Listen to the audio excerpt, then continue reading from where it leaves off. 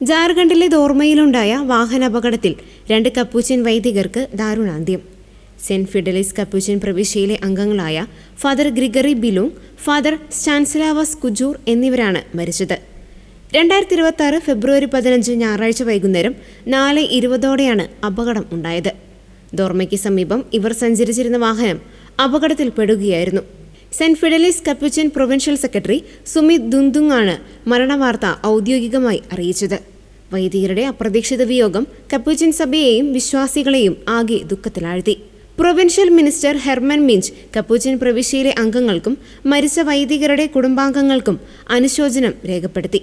ലളിതമായ ജീവിതശൈലിയും സാധാരണക്കാർക്കിടയിലുള്ള അജപാലന ശുശ്രൂഷയും കൊണ്ട് ഏവർക്കും പ്രിയപ്പെട്ടവരായിരുന്നു ഇരുവരും. പരേതരായ വൈദികരുടെ ആത്മശാന്തിക്കായി പ്രാർത്ഥിക്കണമെന്ന് സഭാ അധികൃതർ വിശ്വാസികളോട് അഭ്യർത്ഥിച്ചു.